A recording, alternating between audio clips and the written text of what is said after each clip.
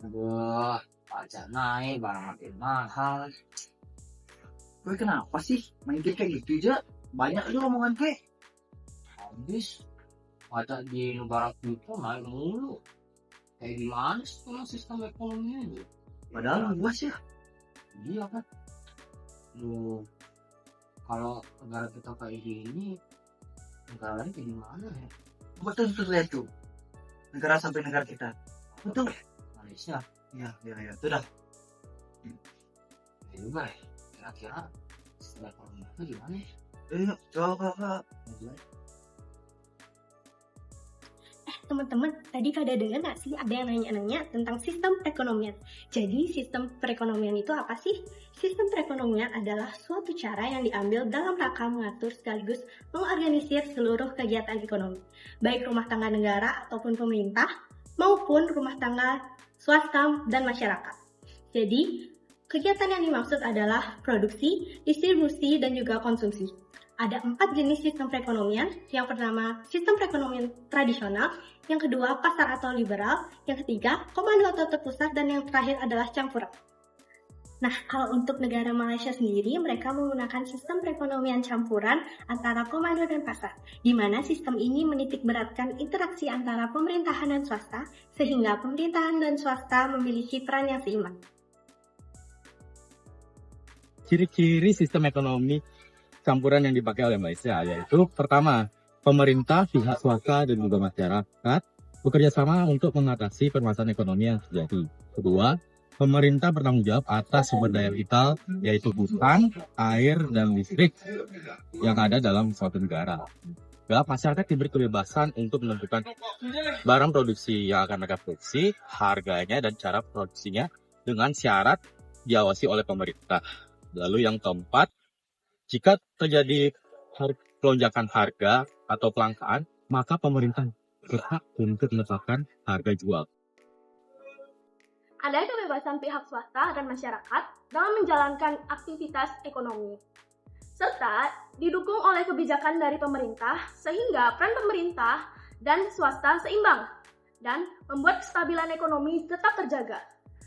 Selain itu, kelebihan sistem ekonomi campuran adalah meningkatnya kreativitas pengusaha atau pelaku UMKM karena di dalam sistem ini swasta memiliki kesempatan berinovasi. Meski begitu, pemerintah selalu berupaya mencegah terjadinya monopoli usaha oleh pihak swasta dengan memperlakukan peraturan anti monopoli supaya persaingan usahanya tetap sehat. Selanjutnya adalah kelemahan dari sistem ekonomi campuran.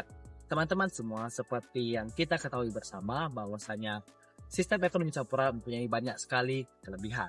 Namun, setiap sistem ekonomi tidak luput dari sebuah kekurangan dan kelemahan. Kelemahannya yaitu memungkinkan adanya ketidakadilan. Tujuan dari sistem ekonomi campuran yaitu mewujudkan keadilan sosial. Namun, jika intervensi pemerintah kurang tepat dan adanya faktor-faktor lain, contohnya korupsi, maka pendistribusian sumber daya akan kurang tepat. Jika intervensi pemerintah terlalu kecil, maka akan menimbulkan sistem ekonomi liberal. Sementara jika intervensi pemerintah terlalu kuat, maka akan menimbulkan sistem ekonomi tanduk. Nah, teman-teman, tadi sudah mendengarkan kan penjelasan mengenai sistem ekonomi campuran ini. Kira-kira di Malaysia sendiri masih relevan nggak ya diterapkan? Jawabannya adalah masih loh. Pasalnya sistem ekonomi campuran yang diterapkan oleh Malaysia ini sangat-sangat relevan untuk masih digunakan. Karena pada dasarnya, sistem ekonomi campuran yang diterapkan oleh negara tersebut telah menyelesaikan beberapa permasalahan ekonomi di negara Malaysia itu sendiri.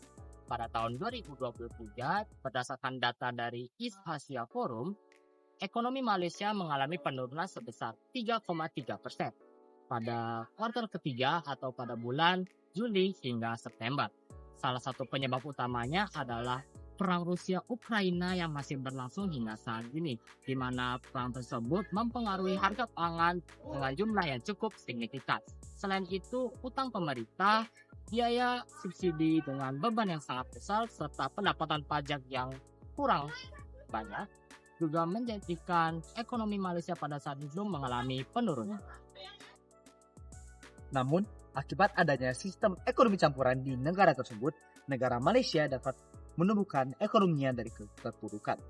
Peran swasta dan peran pemerintah yang seimbang dapat memperbaiki keterpurukan ekonomi mereka.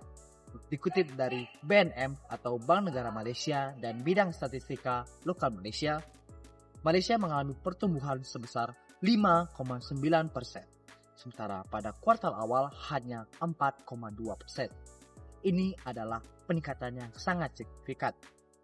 Jadi, peran swasta dan peran pemerintah dengan cara menerapkan kebijakan-kebijakan dapat membantu keterpurukan ekonomi di negara tersebut. Pemerintah Malaysia yang membentuk kebijakan-kebijakan untuk menumbuhkan perekonomian di negara mereka. Salah satunya yaitu Bantuan Rakyat 1 Malaysia, yaitu BR1M, yang memberikan bantuan secara tunai kepada rakyat yang membutuhkan. Selain itu, pemerintah juga berfokus pada beberapa sektor yaitu pemerataan pendidikan dan kesehatan, pariwisata, dan lainnya. Pemerintah juga berperan dalam pengaturan kebijakan fiskal dan pengelolaan anggaran negara dan kebijakan moneter melalui pengelolaan suku bunga. Nah, lalu pihak swasta juga berperan dalam pengembangan inovasi dan juga pertumbuhan ekonomi, di mana sektor swasta ini membantu menyediakan barang atau jasa yang diperlukan oleh masyarakat serta membantu dalam penciptaan inovasi baru baik berupa produk ataupun jasa. Selain itu, melalui kemitraan publik swasta, sektor swasta juga dapat berkolaborasi dengan pemerintah setempat dengan mengembangkan proyek infrastruktur besar seperti jalan tol, bandara, maupun pelabuhan, di mana hal tersebut membantu meningkatkan efisiensi pertumbuhan ekonomi di negara Malaysia itu sendiri. Simpulannya, sistem ekonomi yang diberlakukan di Malaysia ini masih sangat relevan.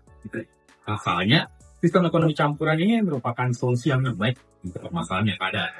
Karena pemerintah dan pihak swasta meningkatkan stabilitas ekonomi. Ekonomi stabil, rakyat pun menjadi sejahtera dan makmur. Teman-teman, sekarang udah tahu kan penjelasan mengenai sistem ekonomi sama sistem ekonomi di negara tetangga kita tuh, negara Malaysia. Semoga informasi ini bakal berguna buat kalian nanti ke depannya ya. Sampai jumpa lagi.